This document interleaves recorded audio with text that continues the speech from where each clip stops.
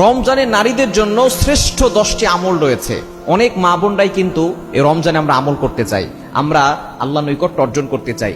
নারীদের জন্য সুবর্ণ সুযোগ হচ্ছে রমজান মাস, বিশেষ করে যাতে অনেক মা বোনরা এখন সঠিক পথে ফিরে এসেছে, তারা সুন্দরভাবে আল্লাহর সাথে সম্পর্ক তৈরি করতে চান, তাদের জন্য এই রমজান মাসের শ্রেষ্ঠ 10টি আমলের কথা বলে দিব। নাম্বার 1, 1 নম্বরে হচ্ছে রোজা রাখা।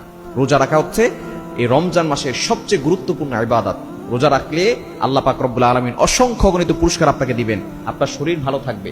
এবং বর্তমান চিকিৎসা বিজ্ঞানও বলছে রোজা রাখলে একজন মানুষের ব্লাড প্রেশার নিয়ন্ত্রণে থাকে, ডায়াবেটিস নিয়ন্ত্রণে থাকে, পাকস্থলী ভালো থাকে, তার মেধার কার্যক্রম ক্ষমতা বাড়ে, সব দিক দিয়ে সে সুস্থ থাকে।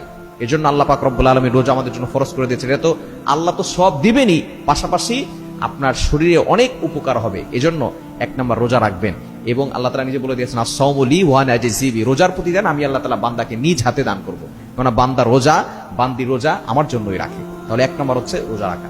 নাম্বার 2, দ্বিতীয় নাম্বার হচ্ছে ফরজ নামাজের পাশাপাশি সুন্নত পড়ব, নফল নামাজ পড়ারও চেষ্টা করব, যত বেশি পারি নফল নামাজ পড়বো। কেননা এই রমজানের মাস হচ্ছে অফারের মাস, বিভিন্ন কোম্পানি অফার দেয়, 1 ডজন কিনলে একটা ফ্রি, আবার বলে 1 প্যাকেট নুডলস কিনলে একটা জকমক ফ্রি। কিন্তু আল্লাহ অফার দিয়েছেন একটা করলে 70টা ফ্রি। 2 রাকাত নফল নামাজ পড়েছেন, আল্লাহ তাআলা ফরজ নামাজের সব আপনার আমলনামায় দিয়ে দিবে।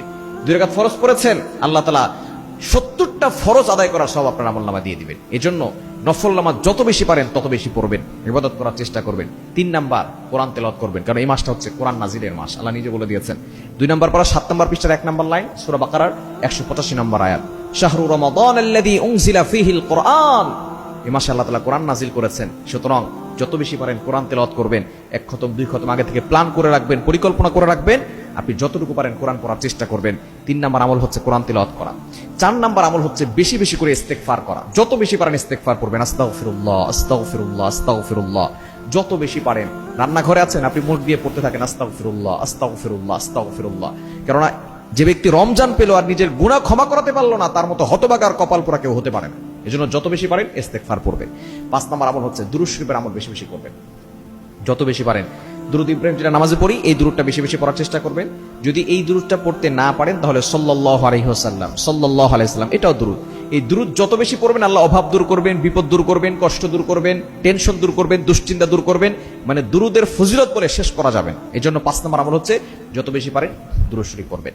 এবং 6 নম্বর আমল হচ্ছে বেশি বেশি করে জিকির করবেন, সুবহানাল্লাহ, আলহামদুলিল্লাহ, লা ইলাহা ইল্লাল্লাহ, আল্লাহু আকবার। এই জিকিরগুলো বেশি বেশি করবেন। হাব্বুল কালামি ইলাল্লাহি আরবা, 4টি বাক্য আল্লাহর কাছে বেশি প্রিয়, সুবহানাল্লাহ, আলহামদুলিল্লাহ, লা ইলাহা ইল্লাল্লাহ, আল্লাহু আকবার। এই 4টি বাক্য বেশি বেশি করে পড়ার চেষ্টা করবেন, 6 নাম্বার। এবং 7 নাম্বার আমল হচ্ছে তাহাজ্জুদ নামাজ পড়ার চেষ্টা করবেন। আমরা অনেকেই তাহাজ্জুদ নামাজ পড়ি না, তাহাজ্জুদে নামাজ পড়বেন। তাহাজ্জুদের সময় আল্লাহর কাছে কান্নাকাটি করবেন। কেন যেহেতু আমরা সাহরি খাওয়ার জন্য উঠি, এই সাহরি খাবেন, সাহরি খাওয়ার সুন্নাত রাসূল সাল্লাল্লাহু আলাইহি ওয়াসাল্লাম জানিয়ে দিয়েছেন, তাসাহহারু ফা ইন্না ফিস সাহুরি বারাকা, তোমরা সাহরি খাও। এজন্য আমরা তাহাজ্জুদের নামাজ পড়বো, সাহরি খাওয়ার পরে কিছু সময় 2 রাকাত 4 রাকাত যা পারি পড়ে আমরা আল্লাহর কাছে দোয়া করব।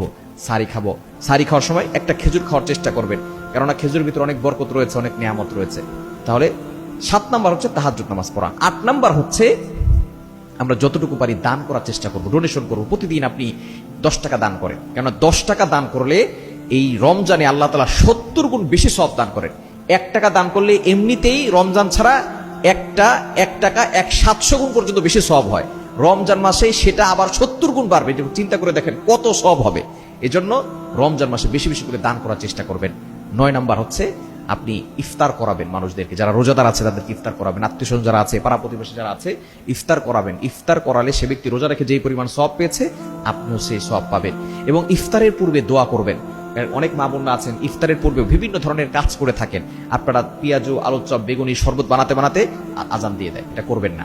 অবশ্যই ইফতারের পূর্বে দোয়া করবেন, এই দোয়াটা আল্লাহ তাআলা কবুল করেন।